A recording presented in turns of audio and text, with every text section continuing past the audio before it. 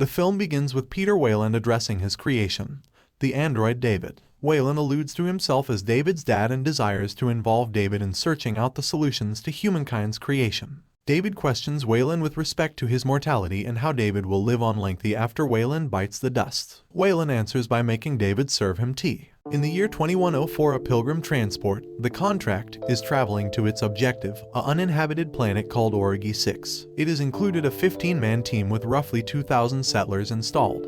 The android Walter sets up the sun-oriented sails on the boat as he goes to keep an eye on the province's incipient organisms. Minutes after the fact, the Contract is hit with a neutrino impact. Walter hurries to awaken the team from their balance. Commander Jacob Branson is caught in his case and is singed alive. His significant other, Daniels, watches Jacob die as she defenselessly attempts to save him.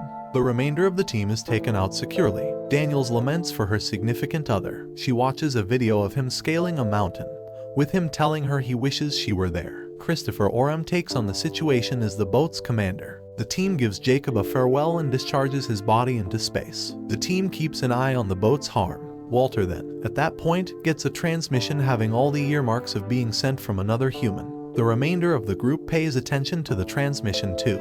Oram gets that the transmission came from a close-by planet, which evidently has a more livable environment than Origi 6, and also it would require 7 years and 4 months before they arrive at Origi 6, and no one will return into balance. Oram decides to go down there in spite of protests from Daniels. Prior to going to the planet, Oram communicates to his better half Karine that the team doesn't have a lot of confidence in him accepting the mantle as skipper. A van is conveyed onto the planet while pilot Tennessee keeps awake on the mothership with Dr. Upworth and her significant other Rix. The remainder of the group ventures down and starts to notice their environmental factors. They run over the crash specialist transport, which is where the transmission came from. After entering the boat, they see a holographic projection of Dr. Elizabeth Shaw, who had sent the message. Daniels even runs over her canine labels. 2 team individuals, Ledward and Hallett, accidentally step on dark spores that discharge little mists that fly into their ear and nose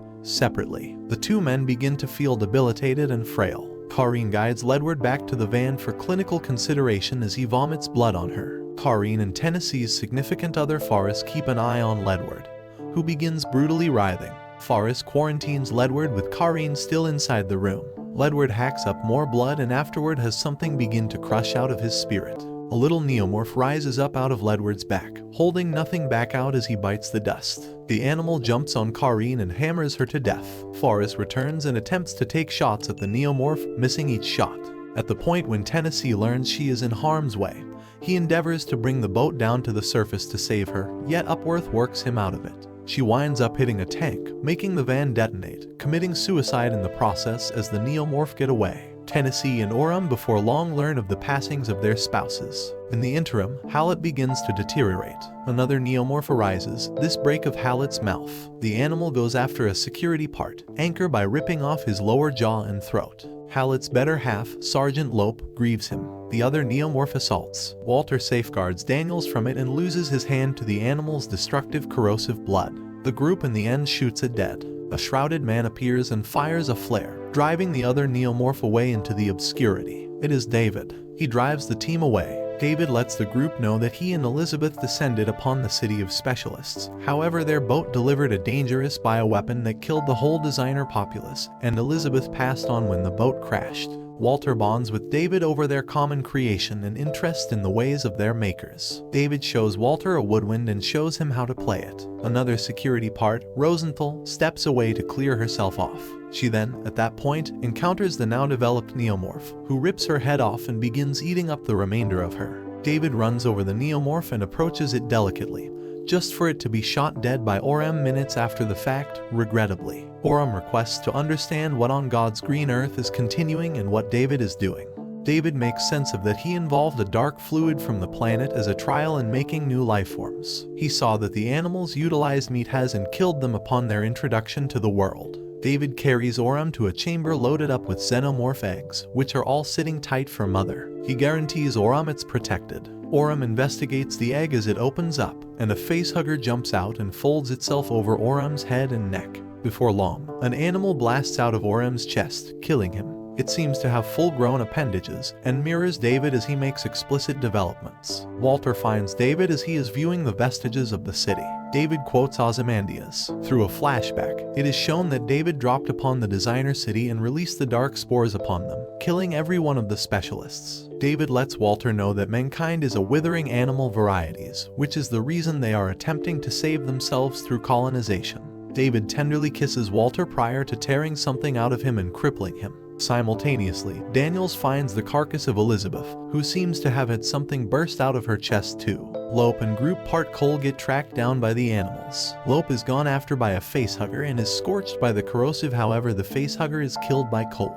Cole is killed by the quickly developing outsider that emerged from Orem. Lope is taken out to somewhere safe. David endeavors to pursue Daniels. He sticks her to the ground and powers a kiss on her. Walter returns and begins to battle David, allowing Daniels to get out. Walter seems to acquire the high ground, however David is seen going after a blade. Tennessee plunges to the planet's surface in one more lander to save Daniels, Lope, and Walter. The now completely developed xenomorph hurries to go after the group as Tennessee flies them out of there. Daniels is connected to a tackle as she swings around attempting to kill the beast. Tennessee attempts to sear it under the turbines, however the xenomorph avoids the fire. Daniels orders Tennessee to deliver the lander's crane, notwithstanding the way that it would startle them. Tennessee does so and Daniels figures out how to get the animal caught in the crane. She turns the crane on and pulverizes the xenomorph. The survivors return to the pledge. Upworth keeps an eye on Lope's facial consume. Daniels and Tennessee solace each other after all they've had to deal with and losing their friends and family.